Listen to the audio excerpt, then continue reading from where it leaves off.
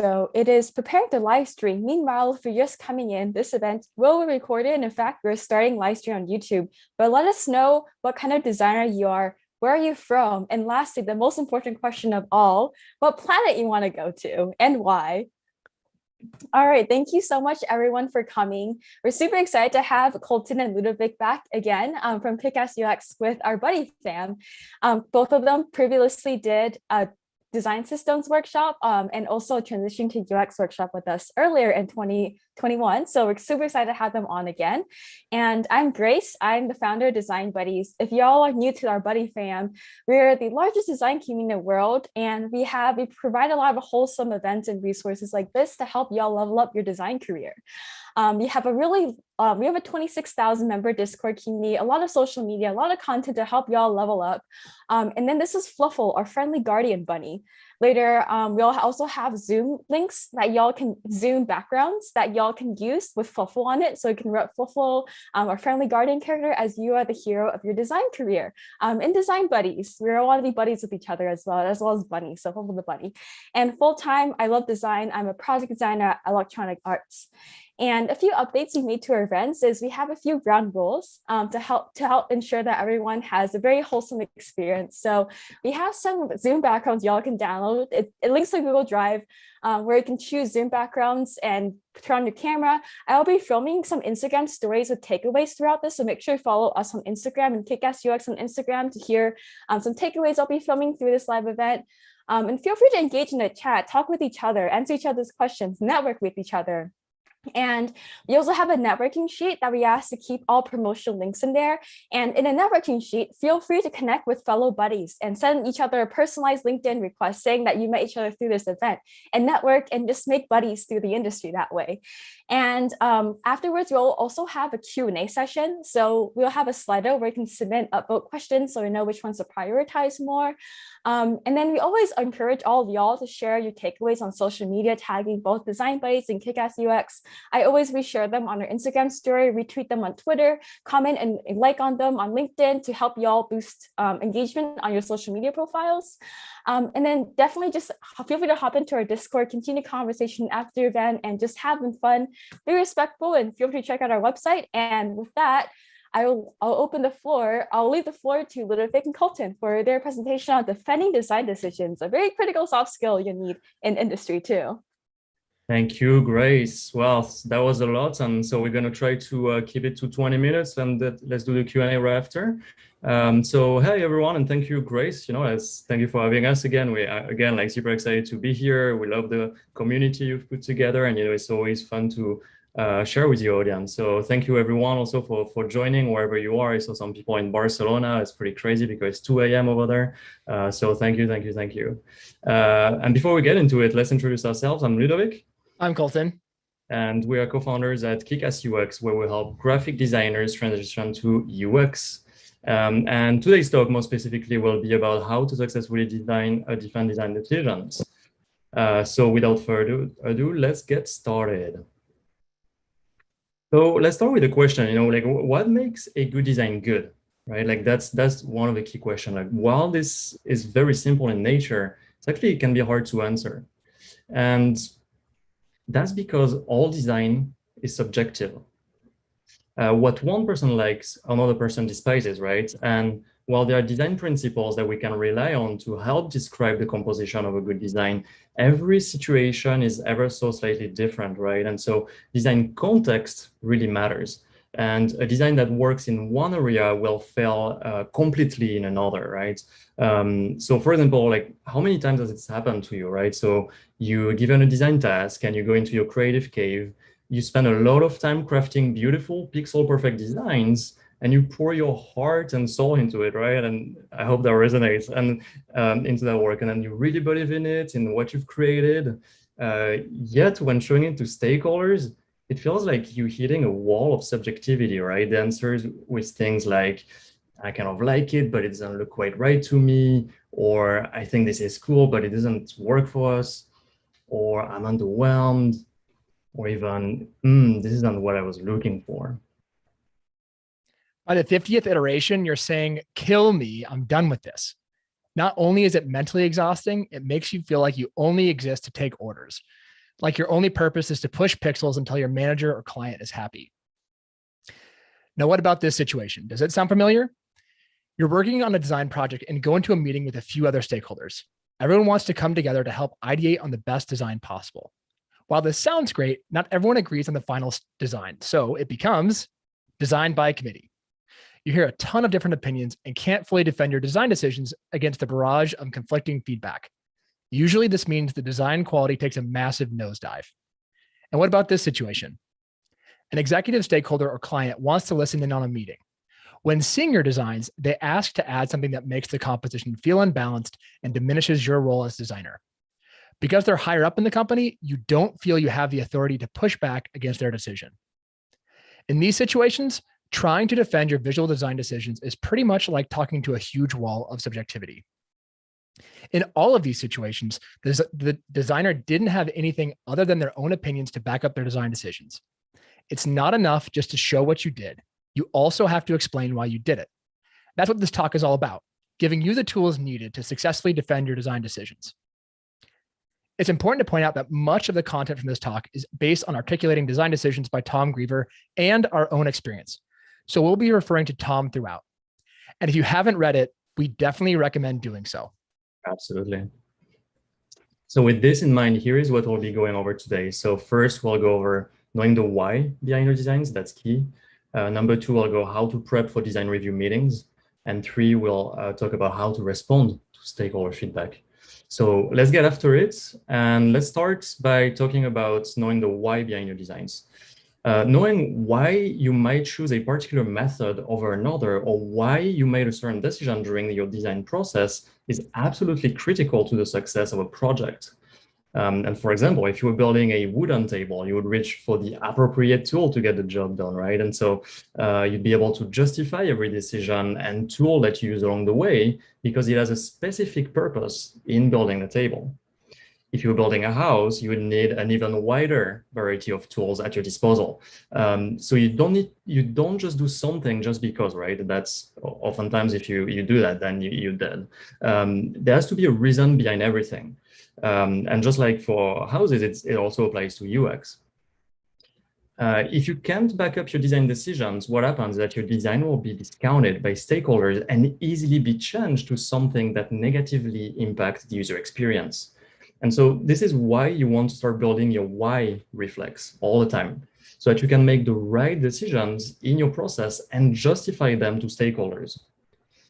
And then, as Tom says in articulating design decisions, designers lacking the ability to explain why they did what they did end up on the losing side of the argument, forced to make changes they disagree with simply because they were unable to fend them off. So there are three questions that Tom recommends any designer should be able to answer about their designs. Number one, what problem does it solve? Number two, how does it affect the user? And three, why is it better than the alternative? We recommend you always start a project by framing the problem. FYI, we actually have a framing the problem template on our website that you can download for free. Framing the problem gets your immediate stakeholders together to define the problem from the business and user perspective. It also helps you list out assumptions about the problem, the impact you'd like to have from a business and user perspective, the list of questions you need to answer through research to solve the problem, and any project constraints. By framing the problem upfront, you have a definitive answer to what problem your design is trying to solve. Anytime that you make a design decision, you can always look back and ask yourself, does this solve that problem?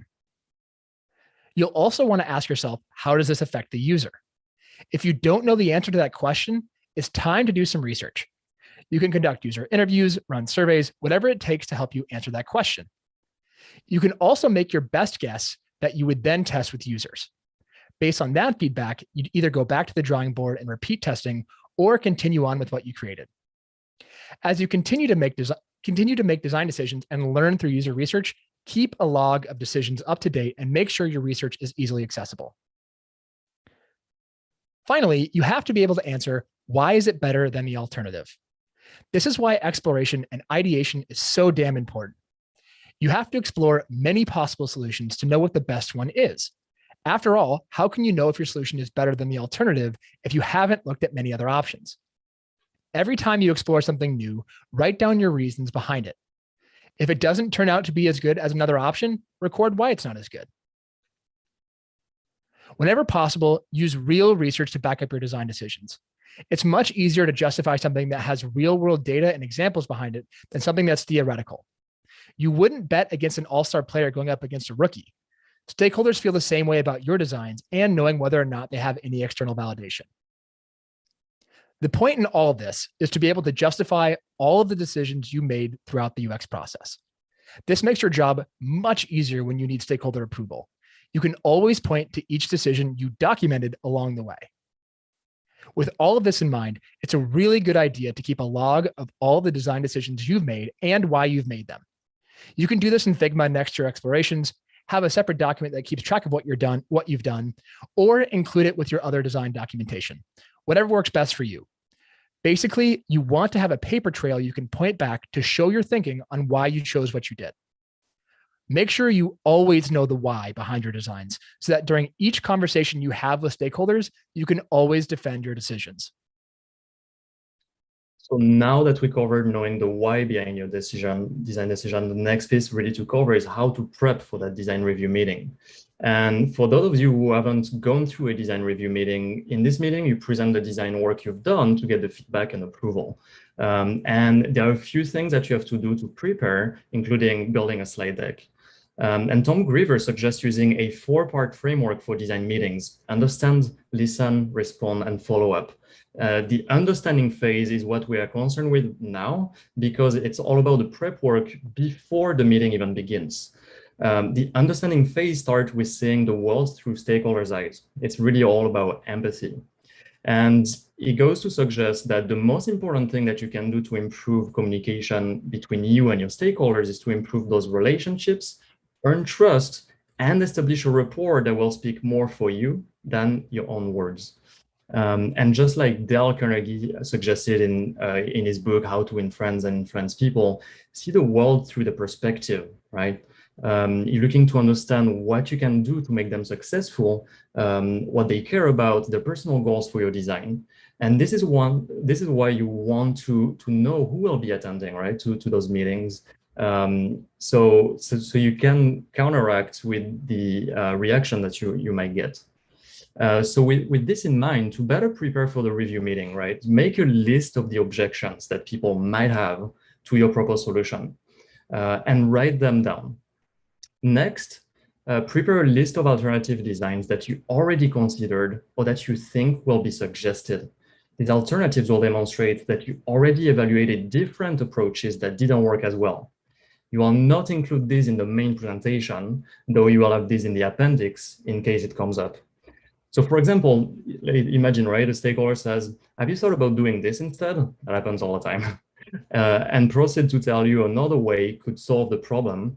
Then you can say, yes, I have. And right away, you would whip out the wireframes you made and talk through why it's not as good as your solution, right? So you always want to be prepared. Then gather all the data and research findings that you've accumulated throughout the UX process so far. You'll be including some of this information in your deck, which is why the next thing you'll do is create your slide deck. Include an introduction slide, the agenda, the goal for the meeting, an illustration of where you are in the process, the problem you're solving, and the intended outcome from the business and user perspectives, what kind of feedback you're looking for, the research that's been conducted from a high level, your designs, next steps, and the release timeline, which is optional. Work with your PM and UX researcher, if you have one, to put together the slide deck. Then reach out to folks on your team who will attend the meeting and ask them to back you up and make a case for your designs.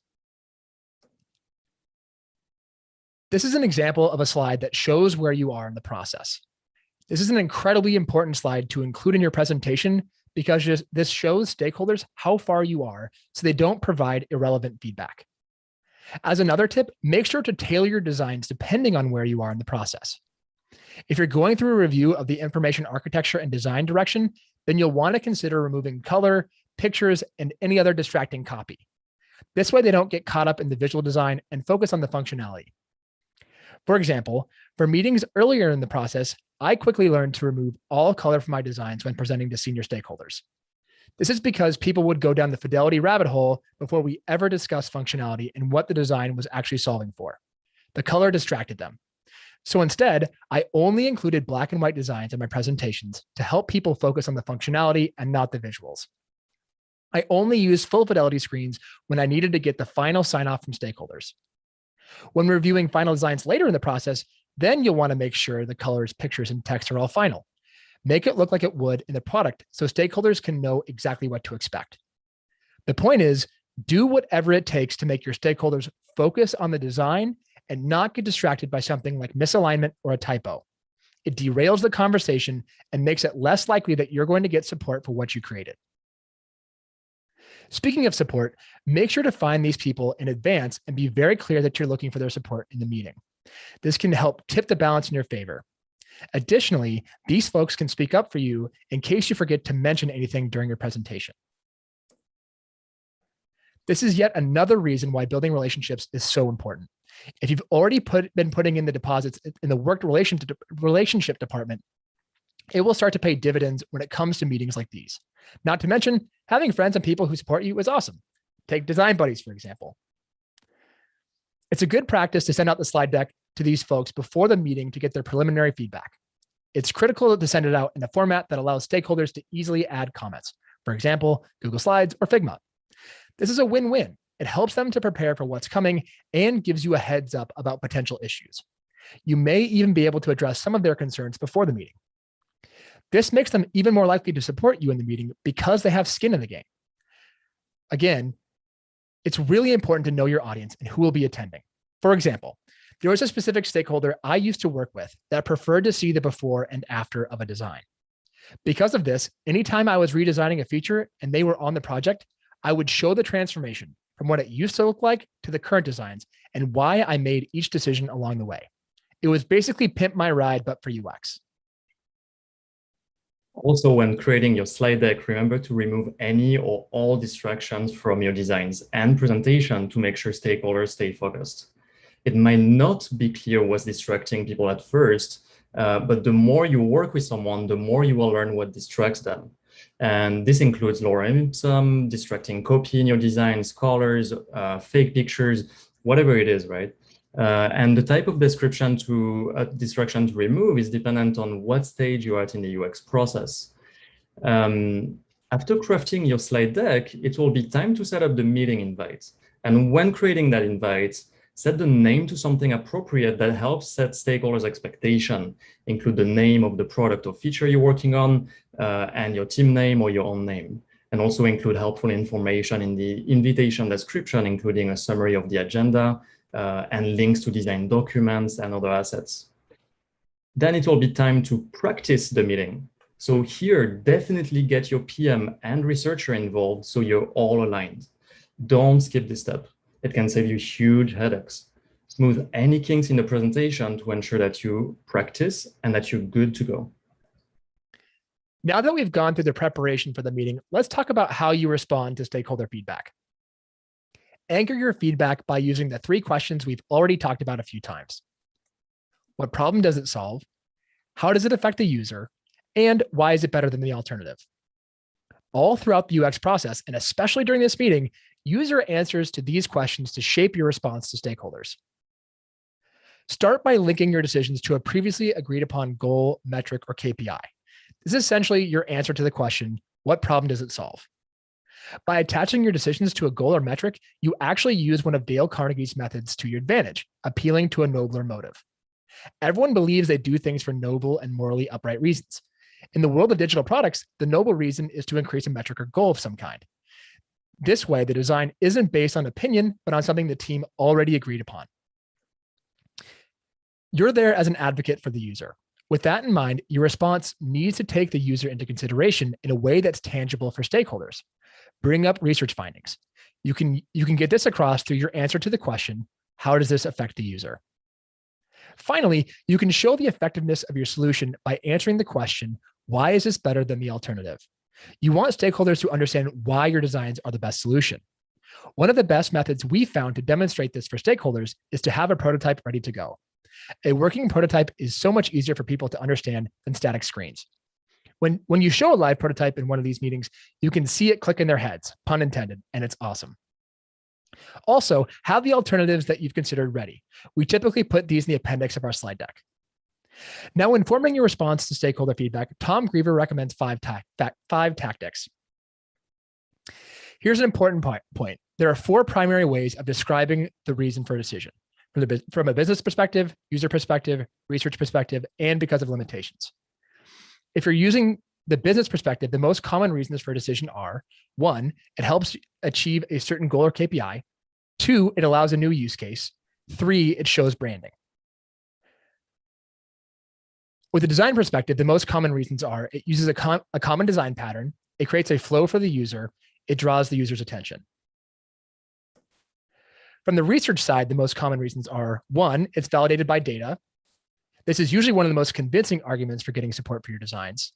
2, it's been validated through usability testing. This is also extremely effective in persuading stakeholders about the efficacy of your designs. And 3, it's supported by other research outside of this project. When dealing with limitations, the most common reasons behind a decision are: 1, not enough resources. 2, limited by technology. And 3, complies with the standard. Use whichever makes sense to help you justify your decisions. As always, do your best to rely on real user research to back up your designs. It's much easier for others to trust your choices when they're backed up by real world data. At the end of the day, having research to back you up is one of the absolute best ways to define your design decisions. One of the first things that you can do, for example, is to show a comparison. So if someone suggests a change, take that proposed design that's telling you to do and put it next to what's suggested, right? Like that's key to put them side by side. You want to visually demonstrate which option is best in a way that makes it obvious. So this is one of the many reasons why you want to prepare alternative designs before the meeting. So if you heard about an alternative idea in the previous meeting, then come prepared in this one to show why your solution is better. Second, propose an alternative. If you follow what we previously talked about, then you already would have made a list of stakeholder objections, and that's key. You can use your responses to those objections to propose an alternative solution. You may propose something that's completely different or that meets them right in the middle. That really depends on the project. Third, give them a choice. Explain the trade-offs between what they suggested and what will be compromised by following that suggestion. So for example, yes, I love the suggestion of adding a new sharing feature. If we do that, we'll need to push back the release of the feature by a few weeks or months to accommodate the efforts to add it. Or if we add another text line here, it will clutter this section, making it hard to read the other features. If we do that, we'll have to move those around or consider changing them out for icons, which could make it harder to understand. Also, when responding to feedback, another thing you can do is ask others to weigh in. This is where the effort you put into building relationships and asking others to back you up pays off. Creating the feeling of consensus can help you steer the conversation in your favor and garner the support you need. You can call on people by name, asking for their feedback, or open up to the general group for discussion. Remain neutral. Your goal is to come up with the best solution possible for the team. Fifth, postpone the decision. If everything else has failed, instead of letting a decision get made that would tank the designs, suggest postponing the decision to a later date. Mm-hmm. This might only be a few hours, or it could be a few days. This gives you the ability to take a step back and come at the problem from a different angle. So that's it for us today. On kickassux.com, under the free UX template page, there are 2 templates that specifically relate to today's talk: the framing the template problem and the design feedback template. Use them whenever you need to, because they're super helpful to help get alignment with your teammates. So thank you again, Grace and Design Buddies, for the ability to attend and to host this. We've been really excited about this for a while. But yeah, we'll open it up to questions and however you want to run that, Grace. Yeah, for sure. Definitely feel free to just drop questions in the Slido link as we wait for our questions to come in, and we're going to do a friendly group photo. Yeah, it's something we always do with Design Buddies to give it, more spice and fun. So give it a few moments for anyone to turn on their camera if they wish. You also have custom design buddy Zoom backgrounds y'all can use as we see some of our buddies with them. It's like a Google folder with links of different ones you can choose from. And then we'll do a static one first in a wave. And throughout this whole presentation, I've actually been posting some of my takeaways on Design Buddy's Instagram stories. And so make sure to check that out if you missed any part of the presentation. And this is also live streamed to YouTube as well. And so I'll give it a couple of moments so I can take everyone's screen as well. If you don't want to be in the picture, just turn off your camera. And yeah, also if you found something insightful, definitely just hop into Design Buddies, continue the conversation, and also share your takeaways on social media. We'd love to see that. Yeah, AC Fluffle. Okay, cool. All right, 10, 9, 8. We're gonna do a static one first in a wave.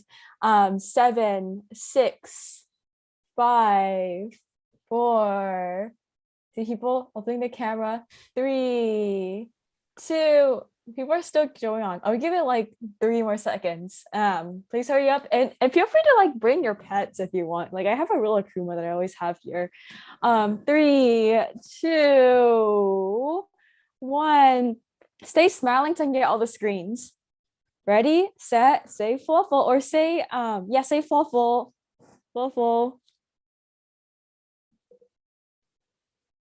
Let me get all the screens here.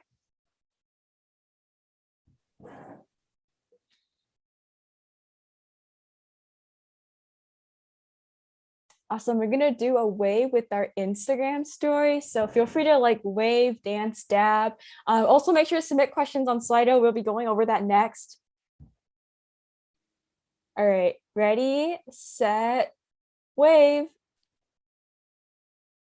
Hello, my buddies. Oh my God, I love that dancing potato. It's so lovely. I mean, wait, I shouldn't say that in the beginning. Let me do this again. Sorry about that. It's like that family photo thing where it's like, no, stop. But yeah, okay, ready, set, wave. Hello, our fellow Fluffle fam buddies. We are defending design decisions with Kickass UX. You can find our takeaways on our Instagram story, and I'm just loving that potato filter, Alan. That's so great, Vogue potato. Awesome. Yeah, so now we're gonna hop into our Q&A session. So make sure to submit, upload questions. This will be on our Instagram stories, can be your takeaways there. And I know defining design decisions is such a crucial skill, especially as a designer, any part of your career, even in your design interview process, where you're like doing your portfolio presentation, the hiring manager asks you like, why did you do this? How do you like measure success? How does this like solve a problem or align to a business goal? So I definitely feel like all these tips that both Colton and Ludovic mentioned definitely applies to all of y'all, especially like in your interviewing process, but also as you're working like an internship or full-time or like any part of design in your design life career you have. And so we're going to go over our first question from Anonymous. Our most upvoted one is, some design decisions I have made were based on preferences / aesthetics. How can I validate those if asked about like color, shape, or placement of colors? So the one thing I don't know if the person wants to speak up on that. When you say placement choices, do you mean placement of buttons and UI, or is it just straight on aesthetics? Yeah, feel free to, I'm gonna let you unmute yourself if you ask that question. I posted in the chat. I'll kind of go about it from a couple different angles and hopefully we'll cover it. So if it's just aesthetics, then like, first of all, whatever company you're working for, you should really match up with whatever they're doing. You shouldn't be going off the rails on that unless like you can, but really you're gonna want to be hitting whatever their brand guidelines are. So like, unless this is for like a personal project or your own company that you're determining like what the brand styling is, like that's one piece to be thinking about.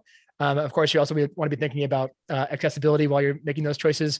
But like, the thing is like when it comes to aesthetics and whatnot, like, you know, previously we worked at a company where they did a complete redesign and they spent months trying to like validate just the aesthetics to make sure that it was good against like the different competitors that we had and whatnot. So they had to get a lot of like qualitative and quantitative data to back them up because it was such a big move to change the entire look around. So it really depends on how big your company is. Like if this is something that's like a small company, then you probably don't need that much as long as like you're again on brand. If it's just purely aesthetics, color, and like you're on brand, like that's going to be on you and the design team to figure out. And it'd be good if you had usability testing to back you up as well. That you could say, hey, you know, I heard this. You also could do like click tests slash preference tests, like have their problems in terms of the way they go about, like you can look that up elsewhere in terms of learning more about that. But so like small company, you're not going to have to deal with that as much. Large company, you're going to have a lot more justifications about color, shape, placement, and choices. And that's going to require a lot of research to back you up, because it costs a lot of money to change stuff around at a large level. And so, yeah, that's going to be a mix of qualitative and quantitative research. Yeah, awesome. Thank you. Definitely research, always data to back it up as Yep. well. And also like accessibility. Yeah, that's also another reason. And I saw some DMs. This session is recorded on YouTube. It's on, if you just search design, but it's on YouTube, you'll see it. In case you missed the presentation earlier, you can still view it. It's definitely live. And then, yeah, and also with large companies, it's all about sticking with the design system and that too. And our next question comes from Deandra, which asks, can you suggest any tips for validating the decisions you made for personal projects with fewer constraints and no stakeholders? Yes. I'm sure this is pretty relatable to a lot of our buddies here, especially if you're like, I guess I would frame this in the context of having like a portfolio review with the hiring manager. And how would you like respond to those? Yeah, absolutely. We have plenty of tips for that. So the first most important thing that I can say about personal projects is treat it like you would if you were working for the company, like that you're doing a personal project for. If you treat it like it's the real deal, and you do your best to find like actual users or people who represent actual users of that product, then that is going to be the best way to validate decisions. Because like, you can use things like Amazon Mechanical Turk, depending on the product, or you can reach out to people through LinkedIn or different places. But essentially, you're going to want to go through the research process like you would for a normal project. So like, let's say that you don't know what the problem is, or maybe you know what the problem is of the project you're working on, and you want to make sure that you are heading in the right direction. Then essentially go conduct a bunch of user interviews, or potentially survey people, maybe on Reddit, if you find a community that's specifically towards like that has those users, or like, again, people on LinkedIn, whatever. You find the target users and you do the research to validate that choice. And so essentially you go about everything you would, like for any project. I mean, I don't know else to continue repeating that. Yeah, absolutely. I mean, it's not like validating is optional, right? Like at least in UX, like you have to, it's definitely not optional. So like if you feel like you made any decision along the way, it could be just for a part of the feature or for the entire feature, then like as soon as you go into an interview and a hiring manager asks you challenging questions, if you don't know the why behind every single decision you've made, it's very easy to see for hiring manager to see, all right, this is not something that was truly validated by data. It seems like it might have been a designer preference. As soon as you feel like you inject your own opinions into what you think is a good design, always ask yourself, like, am I really making the right call here? Or could I actually impede the user experience? And most of the time, of course, is the latter, where you typically impede the user experience, unless in the best case scenario, you use, let's say, like industry best practices that have been tested for decades, like input fields that are super well defined, radio buttons, things that are very, very understood, right, by the user at this point. But otherwise, for anything else, any interaction, anything, validate. Otherwise, you might not regret it in the short term, but you will in the long term as soon as you get challenged for it. And some of that validation could come through like, hey, let's say that you chose a design pattern because it's a common pattern that you see across, the internet with like, very large companies. And that could also be your backing, right? You could say, look, this design pattern has validation. It's being used in all these places, which means it's being used by a large group of people. So like that is, if like you have not a lot of time, you can always use that. Like, and actually to follow up, I see a question in the chat that is a follow-up to that. It was, what if it's a small feature and you don't have time to create a slide deck or make a presentation? And so, like, let's see, is there a quicker approach to justifying your design decisions? Absolutely. So one thing that I am a firm believer in is just creating a one-page doc with all of the takeaways that you have. And so like, for example, after I do a set of user interviews, I have a report page that's really just like the top 5 takeaways, or maybe like top 10, 15 takeaways. That way it's digestible. And then I'll have all of the interviews below that, like all of the takeaways from each interview that I've done below that. If someone wants to go into details, they can, but if they want to look at the high level information, it's right there. And the same thing goes for when I do usability testing. I have a report that has my top takeaways at the top, and then I dig into each piece. And so then when it comes to like handing off the designs, I can always say, here's what I'm showing. And we just show the things in Figma or Sketch, whatever you're using. And then we can pull up that doc and say, here's all the backing, or you share that out before the meeting, or just share it out in general saying, here's what we found. I'd love to hear what you think. But that's a really quick way to do it without building out a slide deck. Because in my opinion, unless it's a large feature or a large project you're working on, it can definitely be a waste of time to do that. Yeah. Yeah, definitely. Always validating. And another really quick way to do it is Design Base has like a survey feedback channel, survey recruitment. And I also noticed if you just want to get really quick data, LinkedIn polls or Instagram story polls are a great way to get lots of engagement right away. So you can take that quantitative data and you can just ask your audience and stuff like that too. Yeah. And so our next question kind of already answers this already, but can maybe this is kind of framed around talking with leadership or like executives of the company and stuff. And so Anonymous asks, can you give some tips on effectively defending your design decisions to executive levels when they only give you a very short amount of time to present and meet? And so maybe we can highlight some stuff that maybe is more impactful to like these executive level stakeholders. Yeah.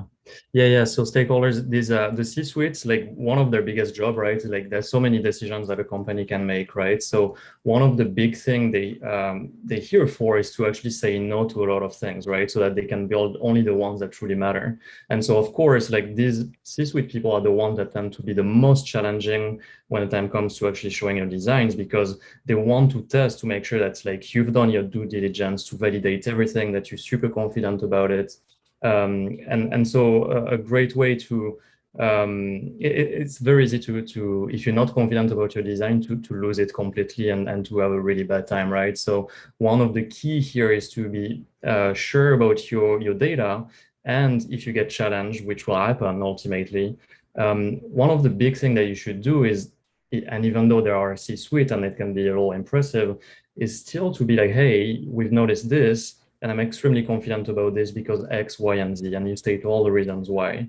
And it's always a good practice not to fall for the CEO button, right? What we call a CEO button, or whatever you call it, which is to always say yes to whatever they say, because they might have good ideas, they might have horrible ideas, which might totally derail your UX, right? And that could actually negatively impact the experience for millions of people. And so in that sense, think of yourself truly as someone who actually defends the user, and even at the expense of not making the stakeholder completely happy on the very short term, right? And show that you're very confident about what you've done.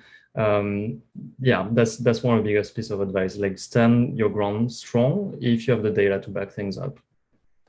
Another thing to think about there too, and I'm sure many of you have heard this many times, but it's always warrants repeating, is, UX is at the center of business technology and the user, right? So like for some reason, a lot of people don't believe that UX designers need to understand the business side of things, and that's just totally false. And so like as a C-suite person coming in, or a high-level executive, they really care about the metrics and like how does this relate back to business goals? And so one thing that you can and should include in this, if you have only 15, 20 minutes to present, is like, what are the metrics that came out of this? If you have, like, for example, let's say that you tested a feature, like you're improving something that already exists, and you did like baseline usability testing, and that you maybe increase the efficiency by a certain percentage, or like the amount of time, like you decrease the amount of time it takes, or maybe you decrease the number of clicks or whatever, right? Like there's a lot of different things that you can use that is really convincing for them.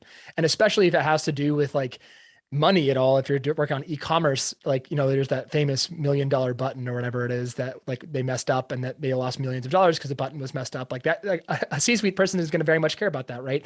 And so like that is something that always be considering too. Like, who is your audience? Like if your audience is the product team and like the UX team, then like telling more of the story of how you got there is going to be really important. Whereas if you're talking to people who don't have as much time and like are just kind of stopping in, then like having the metrics and really the more high level, like you kind of want to meet them where they're at. Yeah, absolutely. And if you don't have these numbers, this KPI, this business side, like definitely ask your PM, right? Because they are the ones that truly connect between the product and the business side of things. And if you lack that understanding, go straight to them because like I mean, at least they should know if they know what they're doing, right? And so like they can be a good source before that meeting to be like, hey, what are the key things we need to get ready so that like Colton said, we touch upon this, this very specific data, this financial numbers, whatever it is, so that actually touch them, in a way that makes sense to their brain, right? So absolutely. So for example, actually a good example that I can remember from when I was working at Smartsheet, essentially like I was working on forms at the time and our CEO was coming in to look at what the work we had done. And like really we had to justify that why we were spending the time and effort on rebuilding our forms. And so part of that had to do with like talking through the business use case of these other places like Typeform and SurveyMonkey and the kind of money that they make and like what kind of use cases that we can unlock by doing the new things that we were doing. And then we had the usability testing data to back up our decisions to say, this is why we've done it this way and why it looks this way and blah, blah, blah. Yeah, definitely agree with all the points you mentioned there. Another tip is make sure that designs you're showing leadership is like definitely that it's technically feasible and also aligns with like the PMs and engineers, because one thing leaders could do based on like things I've heard is once they see a design and it's not like finalized yet, they're going to be like, we're going to go with this. So make sure that the ones you show are like definitely proven and aligned with the whole product team, which includes like design, engineering, PM. So yeah, just something to be in caution, because like I definitely did that when I was an intern. I was like, yeah, let's do this. Hello, leadership, buddy. So just from my personal experiences, as a rule of caution there. Yeah. I definitely took a lot of risks as I was a small potato intern designer last year, and learned from that. So that's just something I learned along the way. And we're potato, yes. Yeah, Alan has a great potato filter. I just want to call that out. It's like a Vogue potato. I just love it so much. And that kind of leads up to where I'm going to try to wrap up. I mean, not wrap up, but I'm going to like kind of wrap two questions in one. The one is from Anonymous is, do you have any tips on defending design decisions that isn't backed by enough data from user testing? And then maybe number two is like, what are the validation techniques you use from Den in the Zoom chat?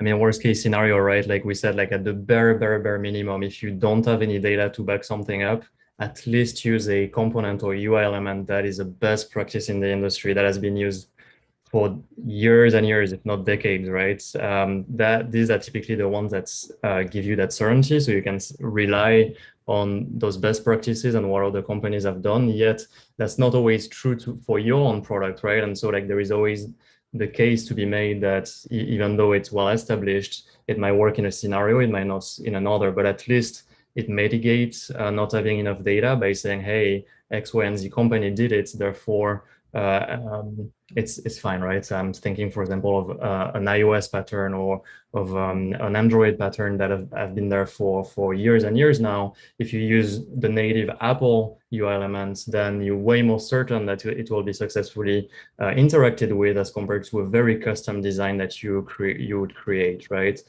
So at the bare minimum, I would definitely reach for those UI elements in priority. And yeah. So the thing about that question, so do you have tips on defending design decisions that aren't backed by enough data from user testing? As in two out of 6 people mentioned a critical UX issue in the user testing, but Stakeholder is not convinced. The thing is that like, you'll notice this the more that you do user testing, is that you'll see patterns. After you talk to 5 or 6 people, you'll see the same things. They continually will come up. Like, and so the thing, not saying that like they're statistically significant, but you will see the same patterns. Same thing goes for user interviews. And so the question I would pose back to you is, how destructive is this action? Like if this is like a critical UX issue that's truly destructive, then it might warrant you spending more time going back and doing user testing and just getting a few more people to validate it. And like, obviously the thing that really is most important in this is that the people that you're testing with are truly your users. If they're not truly your users, they don't represent the audience, then you can throw those results out the window because it doesn't really matter. It's the people who are actually using it. And so that's the question I'd pose back to you, is like, how destructive is this thing? Because if something that like, gosh, I press a button and I delete like a lot of work, that's a serious issue. And if 33% of people that ran in through this test hit that issue, that's pretty serious. The thing is though, like it just depends on the project, depends on what you're doing, depends on how much time you have. Like maybe it can, be thrown out into the wild and you can see if it's a small fry kind of feature where it's not a big deal if it goes out. But like the other thing you can do as well is you can always rely back on heuristic principles. So you could say this violates these usability principles. Like this is not clear. This is, it doesn't have a clear information hierarchy. It's not simple and efficient. There's error. It's going to cause errors for users. There's a lot of things that you can kind of rely on for usability principles that you also can back you up. Yeah, I definitely agree. Like, for example, Nielsen Norman's usability heuristics and using these and also using common patterns that are already proven to work. And we go with Sonia next, who raised their hand. So I'm gonna, you have permission to unmute. So if any one of y'all have any questions and rather like vocalize them, just raise your hand and we'll let you on. Oh, you're muted. Yeah, muted. You can unmute. Oh, wait. Oh, do you want to try again? Sonia? You should have. Yeah. Oh, there we go. Okay, now it's working. Sorry, it wasn't working there for a minute. Hi. I have a question because you mentioned a couple of times that when you're going into these meetings, the people on your team can be there to support and defend the decisions with you. So as a UX researcher, what can I do or do better to help support the rest of my team? Because we're all users as well. We're using the information to help advocate for the end users. Totally. That's awesome. So in the past, what I would do is I'd work with my researcher to plan out however that meeting was going to go. And essentially we would game plan all of the things we're bringing up when he or she were speaking up. And, we would kind of like walk through that and practice it to make sure it's all good. And then if they would have all the information right in front of them, like on their computer or in paper forms. That way, they could always point to decisions. So if I forgot to say something or the PM forgot to say something during that, then the researcher would say, and immediately hop in and say, here's the data. Like these are the things that we did. And like, essentially you're there to play like essentially extra support, like saying, this isn't just them saying it, like we did this for real. Here's all the information you need. So I think the best thing though, is just to plan for that meeting, whatever it is, or even if it's an informal thing, like that you're there and you've kind of game planned it with your designer already, and kind of like what both of you say. And like, if you did all the research, then you speak to all the research. Yeah, that's a really good point. Make sure to also before the meeting, like to be aligned with the designer, right? Because sometimes it can happen that you interpret the research a certain way. And if you don't discuss it with the designer prior that meeting, then you might have slight disagreement on what the research actually meant, right? And if that happens during the meeting, then that's bad, right? Because if the CEO asks, all right, what's the research saying? And then you come up and you kind of say something different that what the designer was actually saying in the presentation, and there is that slight little disconnect, and that's where the small little details like this can derail the conversation, because the CEO, whoever is in that meeting, is like, well, I heard this, but I heard a little bit of a different story there. Why is it different, right? And so making sure that as a researcher and as a designer, you both aligned and you talk through everything research related that you've conducted and the reasoning behind everything, then that's a way to move forward together and not to have these slight disconnections during the meeting. Because the detail oftentimes is the big issue, right? It's not the big thing, it's just the small little thing. So making sure to be aligned is critical. Yeah, thank you. The last meeting I was in, the two members of the research team, we went back and we looked at how other findings that we had from other research helped. And we also had quotes available. Nice. So those are some things that I thought might be helpful to add in. Totally. Quotes, yes. Yeah, absolutely. So like the kind of like in that slide order that we talked about earlier, like we always have in the research section, whenever those times come up, we always have quotes and like the data in terms of what people said and like the stats from usability testing, or like we heard this 10 times or whatever it was. So yeah, absolutely. That's the other side of the story, right? Like in storytelling, right? You have to share the data, the hard numbers, things that actually the C-suite loves, right? It's like, give me the data. But then also the other side of the storytelling that is just as powerful and that you shouldn't forget is like the emotional content, right? And so quote is a great example of this, where if you have both the data and the quotes, you have like both the analytical and the more emotional side of the argument. And typically that wins way more than just the analytical side or just the emotional side, right? And so like it's also like finding that right balance between these two is key. Yeah, thanks for your question, Sonia. Definitely, humans are drawn to stories. They're and also data. Executives are drawn to data. Humans are drawn to stories. So just mix them up. And so we're going to go with Jenny, Robin, Tina, and then we're going to do a lightning round to go through as many questions as we can submitted on Slido. We're going to go a little bit over time, so hopefully that's all right with you. So we're going to go with Jenny next. So feel free to unmute. You also have permission too. Hi guys. Yeah, thank you for letting me ask this question. So what you were mentioning, Colton, about like sometimes not having distractions when you present the projects in your presentation. I'm actually reading the book right now, and it's kind of like one of the things that he mentions is that one time he had this stakeholder that was very hard to convince, and he mentioned that he had to constantly be presenting kind of like a high-five prototype to this stakeholder because it was so hard for him to picture, like everything like with just wireframes. So how common is that to encounter in like companies? Do you have to constantly being like, okay, this is how it's gonna look later, but like calm down? Kinda. I mean, one of the things is I think it's really important. First of all, it can be very common, and which is why like almost exclusively in the beginning or even in the middle of a project, I remove color from my designs. Like I always remove the color, and then I distinctively like on any of the things that are shared out that I'm not like there to talk through it, I say this is conceptual or this is in progress or something to denote that that's the case. Because you will run into people who rat hole immediately on the designs. And so as far as how common it is, I think it's fairly common. Like I think you're going to run into that everywhere. As far as like what to do about it, I think one of the really good things is like you can get your design manager or even like the head of design to have a conversation with the product org about that, which is like we've had to do in the past because people would rat hole in a meeting on it. Or even better is get your PM or their boss even to talk through that, because a lot of times we'd have to have buy-in on what we were doing before we'd even be able to present our designs to the larger organization. And so because of that, we would have already gotten buy-in from the PM and the PM's manager, and potentially even higher than that, to then have the meeting with everyone to say this is all good. So because of that, we would usually try and enlist them to say like, if anyone jumps in on this, let them know this is the case, so that way we don't go down that path. And so if you have people on your side that you've kind of already prepped beforehand, that is going to be huge in trying to stop those conversations. And another thing is to like either you can use your boss for this, or if you become confident with like speaking up in like a meeting with a lot of people, is to say this is a work in progress. We are working towards that. And like, you just like preemptively bring it up saying the colors will come later. Right now we're focusing on functionality. And so it's kind of like what we talked about earlier with like setting the context for what kind of feedback you're looking for.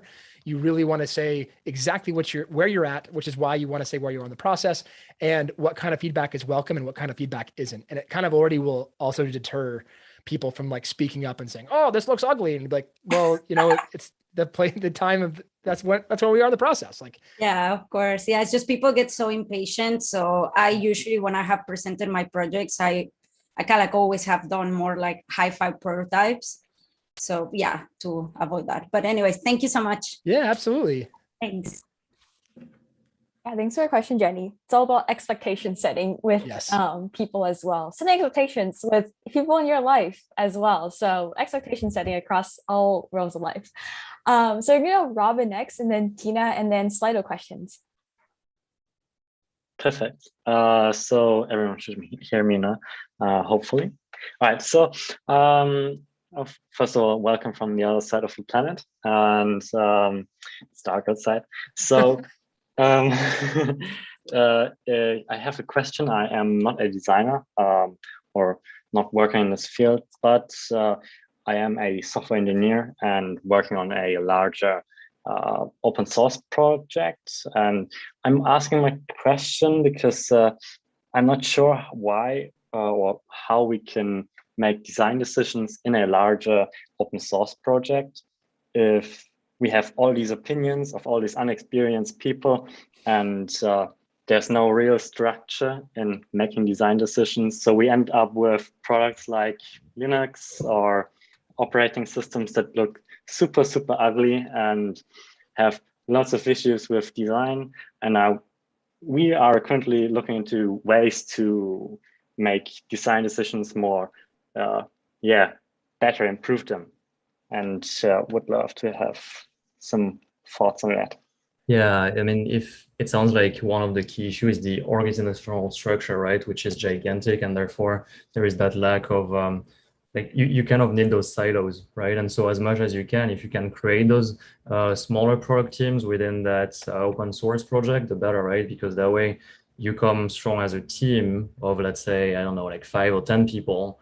And that way it's much easier to, like move forward together rather than having like all different ideas. But so that's one of the things, like from an organizational standpoint, trying to form silos so that you can actually like implement like small features and not like the overall thing. So one of the things that you can think of is like, how can we break down this feature into smaller chunks that this team will take and then the other one will take, and so therefore will become easier to defend when time comes, because it's a team effort rather than like solo people everywhere, like smaller units all disagreeing or agreeing with each other, right? It's much more chaotic rather than when there is that organizational structure. Well, it sounds like you have design by committee, like just inherently baked into what you're doing. And so, which, first of all, I send a lot of empathy your way. It sounds difficult. One thing I would recommend, kind of on top of what Ludovic was talking about, is like, if you can, find designers to work with you, find a designer who's like specifically appointed to do this. And then that way they can be the ones who think about it more holistically. And then they can go do the research to validate what they're doing. And then they bring it back to everyone, and they already have like the designs somewhat figured out. And of course, then at that point, you guys can give feedback along the way and whatnot. But it sounds like the problem is that you're democratizing the design versus allowing at least a group of people to think through it all the way. Because like when you have, just a bunch of people doing it, it's going to be, disparate all over the place. People are going to disagree, but you need to have someone who's leading that charge, it sounds like. I see. Yeah, so we are currently starting to build up, and we are having already a super complex system. You might know Ubuntu or Lubuntu or some of these operating systems, and we are redesigning actually the entire UI. And we have started, or I have started with this progress and creating a working group for specific design changes. And I was just wondering, and definitely your suggestion with a design lead is absolutely helpful, especially in this democratic way of designing a entire product. And I think, we will definitely look into designing and starting with a more dictative way of designing, and then have people who are more experienced in specific areas, splitting them off. And as One I thing mentioned, consider, if I were in your shoes, is to like have this person focus on like, what does this holistic thing look like, and then build out a design system. That way, you and your team can all use the same components, and like have one group of them build out the components that everyone else can use, and then it'll keep you consistent across the board. So God forbid you decide to change something, you change it in one place, and boom, it works everywhere. Yeah, and the great thing with design system is that you super high level, right? You're one of the highest people in the room, right? Because like you have to think about like all the use cases across the entire experience. And so that's great in a way, because like the only true people that you have to convince are few, right? There are not that many of them that will actually agree upon changing the entire user interface to go from, the old version to that new one. And so at least it's not like like a feature where things have to slowly trickle down up. Like you can, in design system, like you said, it's not really as much of a democracy. It's more of a semi flexible dictatorship, right? You have to impose decisions based on what the team decided. I mean, I'm saying this in quotes, of course, but that's the structure of a design system team, right? It's like, well, here's the new patterns that we're establishing, and here's what all the designers will be using, and all the devs will be using in code. So at least you have that shorter distance between you and the C-suite, or I mean, like the decision makers, right? But keep going back and forth. It's not like you design everything, you establish the design, and then that's it. And then no, it's going to be a lot of back and forth and convincing and making sure that the devs can implement, that it's technically feasible, that the designers, anyway, all these discussions, right? And so it's going to be that back and forth all the time. And it might take you, like 2, 3, 6 months, a year until that project is actually established. And that the key decision makers are actually happy about it, right?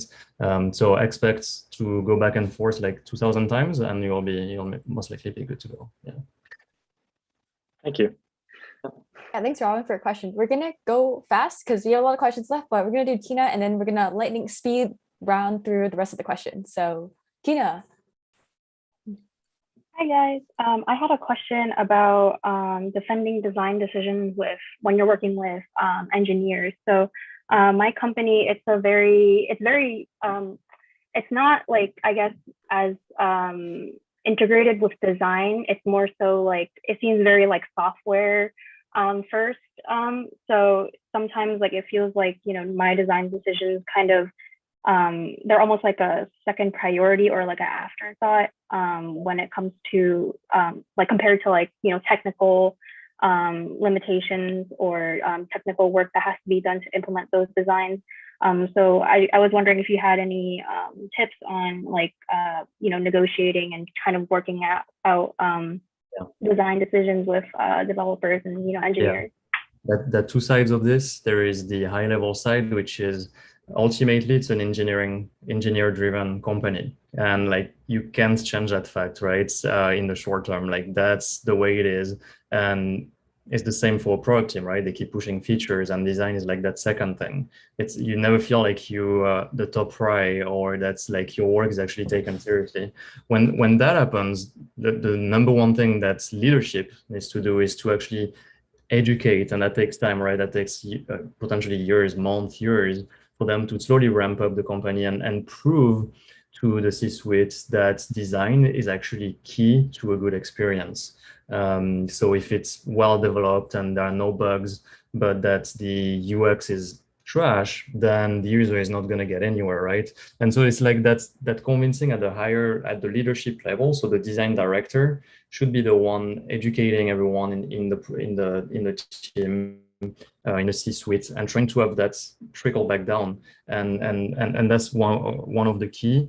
Of course, if you're not leadership, the next thing that you can do then is, you as a designer, is to try to stay away from preferences with devs. Like you might sometimes have conversation and they might tell you, oh, I don't like the way you place this button because whatever reason, right? And in this case, it's like a good answer is to say, I'm trying to, you can say like more like, does it work or not for the user, right? That's the key. It's not based on our opinions as a dev or as a designer or as a PM. It's like trying to bring the conversation back down to, does it actually work for the user or not? And if that's not the key, the essence of the conversation, then always try to bring it back to that, right? And so like a great example, like we've talked about, is like bring back that research data, bring back those user quotes. And oftentimes you'll find that developers are really happy to follow your way as long as you give them that context. Because sometimes they think that designers actually just create designs by themselves, right? And they just create them in Figma, and they do like whatever they think is good. It comes out of the designer's brain without any testing. But that's not the case, right? But if that's what they think, oh, the designer put that together. I have my opinion as well. I'm going to tell them what I think. And so it's also at your own level, try to educate the But don't assume that devs know exactly what UX designers do, because not all of them do. So not on top of doing your UX design work, you also have that responsibility to also share what you do, and then to help them discover that, hey, no, actually every single design decision I'm making is based on the usability tests that we've conducted, right? And sometimes that's completely enlighten them. They're like, oh, what, you're testing your designs? Like, yeah, we're testing our designs, right? So always make sure they know these things.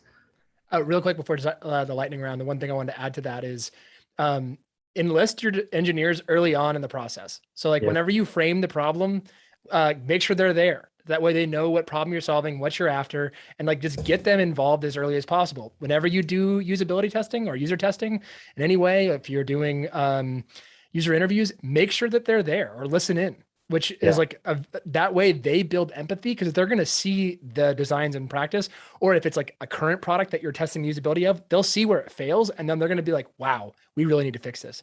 And so that was the way that we helped get engineers on board, was we always made sure that they were there at our research, which can be hard at first to convince them, but once they start seeing it, they'll be like, okay, I'm going to be there every single time. Yeah. Got it. Thank you so much.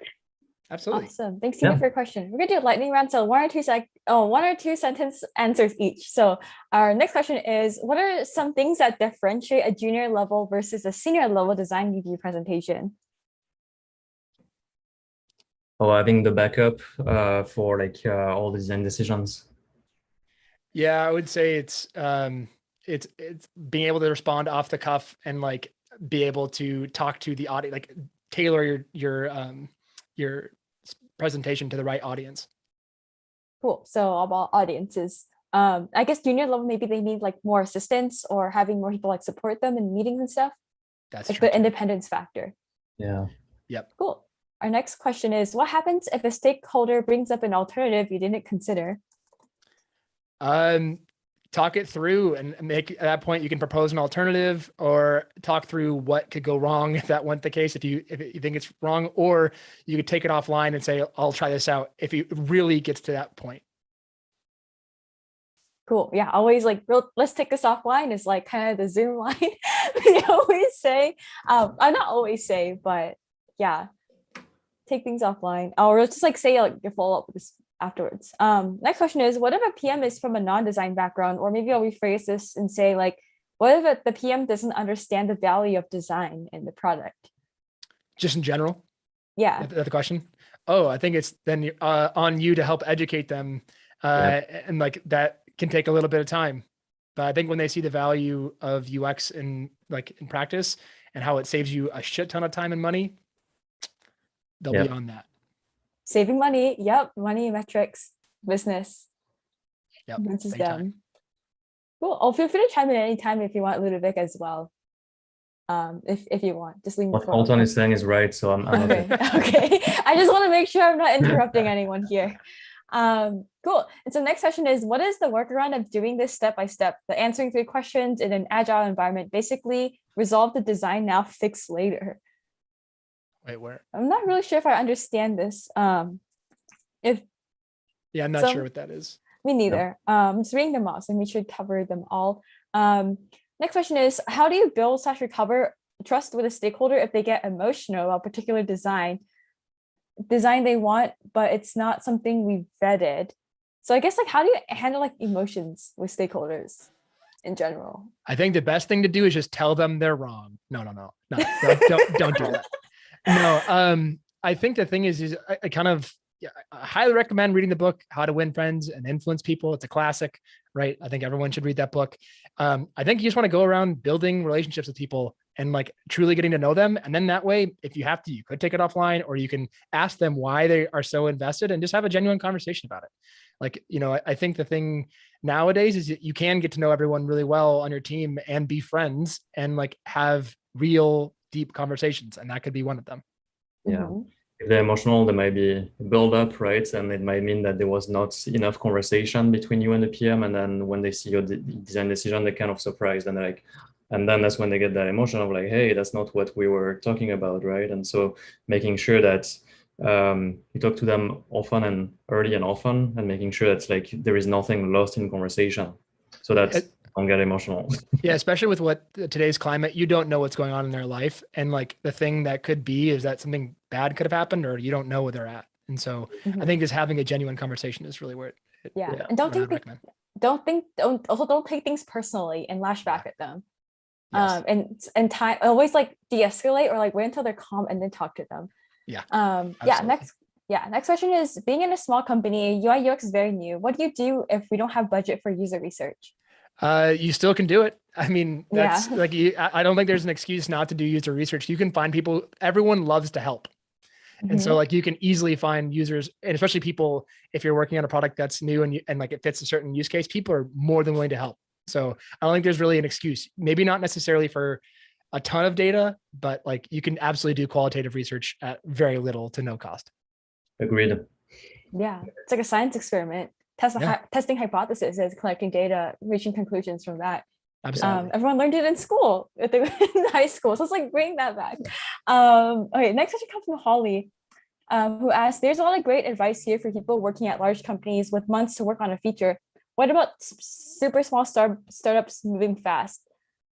I'm not sure if I understand this. So I think it's because like we're talking about like how do you do something for a company that works really, really fast? I think it's like, how do you defend these decisions, I think is what it's really after. So I can answer that because I just contracted with a company that works incredibly fast. Basically, you got to work really fast is the answer. And so like I did interviews, but I also like, there's that quote by Abe Lincoln, if you had 2 hours to cut down an hour to cut down a tree, spend the first 55 minutes or whatever sharpening the axe. Like that is the research, right? So putting in that time up front will save you in the long run. And then you just make a quick document to show your reasons and your decisions, and just make sure it's all in your Figma. So people, when they see it, like, this is why I'm not doing this, or this is why we're doing that. Like that is generally the best way to do it. Definitely documenting everything. And next question is, a secondary research surveying target users online for a personal project enough to validate choices, or do you need primary to like interviews? Surveys can push people one direction or not. You have to be really careful in the way that you design surveys because it can introduce bias. And like if you're testing like preference or like A/B test, then you have to make sure it's set up in the right way. Otherwise, again, it can introduce bias. And so I would just caution and say, be careful in the way you set up your surveys. And like, yes, you can use survey data if it's statistically significant. And you also want to be thinking about how else you can validate things, because the surveys only tell you what, they don't really tell you why. And so like the why a lot of times is more important, because it might be that you're asking about a simple feature, but like it's really something else that's the problem. Yeah. Yep, absolutely. Rely on like usability testing number one, and then see surveys more as a to confirm, right? If that's the case, if you have a slight doubt, but it's the primary thing to look at is the qualitative data. Yeah, it just depends on the project you're on. Like sometimes you need to have quantitative to say like, this is definitively what we're going to call it or what we're going to do or whatever. But yeah. Without the quantitative is just, like qualitative is like, it proves what the problem is, and quantitative proves how many people share that same problem to validate it as well. The next question is, I think we're going to go with this one as the last one, is how have you ever worked with a group that didn't want research-based designs? Just say, have you ever worked with people who didn't value research? I guess comes to just like talking about the money. Huh? In 2 words, change company. That's it. Exactly. Fire your client. Honestly, I think you can prove the value of research if you go and do it and you show what you learn, and then you make your decisions based on it, and then they see the results. I think that's exactly how you do it. It's like, even if they tell you not to do it, like, depending, obviously depends on the project, depends on the company, depends on a lot of things. But like, if I were in your shoes, I would still go and do whatever I could to validate what I was doing. So that way, when it came time to show what I've done and hand it off, I have reason to back it up. Because otherwise, I've been in this situation too many times where someone asked me to get something done in 2 or 3 days that should have taken 3 weeks plus. I go and do the work and they're like, oh, this isn't good enough, or blah, this is not right here. And like, I don't have anything to back me up other than saying that what I did is following these design principles. What you're suggesting breaks these design principles. That's all I have. Mm-hmm. And like, while that works sometimes, it doesn't work everywhere. So like, just, I think, prove the worth of research by doing it anyway. And if you do research, you prove it and they still say research is worthless, then you change companies. Yeah, always, yeah, try. I think I'm gonna go with one more really, really quick question. It's the very last one is more tactical, which is when a design review is done, it's time to do the design sign off with stakeholders. Should I remove research notes from the wireframe? I know sharing too much can maybe lead people confusion or, yeah. I don't know. Yeah, go ahead. Yeah, go ahead, Grace. Oh, yeah, I said go ahead. Oh, okay. So I'm going to say like the research notes within the wireframe is just like a comment in Figma, because I don't think you need to remove any of the notes that you have. Yeah. If it's the design review is done, so you've already gone through it. If you've already gone through the design review, then there's no reason to take away the notes. I think you just like keep everything to the side of it or nearby, like because that way you have all of your documentation. Because here's the thing, at the end of the day, you're not going to work at whatever company you're at forever, right? And you're going to want to have that information for when you build your case studies to put in your portfolio. So like whatever you can, keep your design documentation in the same place. And that way, like anyone who comes in blind, like imagine a new employee joins the company, how are they going to know, like someone on the design team, how are they going to know why you did what you did? Yeah, and if they're asking this question because they feel like there are too many comments all over the place and it's kind of hard to consume, and they're like, are they going to get lost reading all these comments? Then like we mentioned earlier, is like maybe just write your top takeaways, right? So that someone coming into your doc in just after reading a few key paragraphs can be like, oh, okay, I understand the context. I know why they made these decisions, and they don't just come in cold, right? Yeah. Yeah, definitely great answers. Yeah, also what Alan said, I would like to echo with the fact that both of you guys are dropping all these knowledge as step of the finger is seriously impressive. Just definitely agree with that as well. Thank you, I know Alan. it's like hella fast lightning round. But yeah, thank you so much. Before we hop off, is there anything else that y'all want to cover that we didn't get a chance to cover yet before we hop off? Like question wise or just like topic wise? Anything like you want to mention about design decisions, new designers, or last words of advice about defining design decisions? So actually, I'll base off what Alan just said. It's like the ability for us to respond off the cuff for all these decisions is because we've been in those scenarios and or have put ourselves in those scenarios to know them, right? And so like when like knowing your why, which we talked about in our talk, like that is something that you're going to have to be able to respond off the cuff. And if you can respond off the cuff and be able to say like, here are the reasons why, you become that much more trustworthy and people see you as that much more capable. So like that is a huge tip that I would recommend, is like really get to know all of your reasons throughout the entire process, because then you'll build trust really, really easily. And people will start to see you as being, if you're a junior, more senior, because you're owning the full process and you have your reasons for everything you do. Yep. Yeah, I love that. Definitely having why, having a reason, but always grounding people to the thesis statement, and like, why do you want to do this in the first place? And just having that mode of alignment. If people are disagreeing, then just bring them back to the why, ground them. Yeah. Actually, on that topic, shameless plug, which we made earlier, but we have a framing the problem template on our website. It's a free template. You can download it. Like, I cannot stress the importance and like how awesome framing the problem is. If you've never done it, essentially you sit down with stakeholders and you walk through what the problem is you're trying to solve from a business and user perspective and the general problem.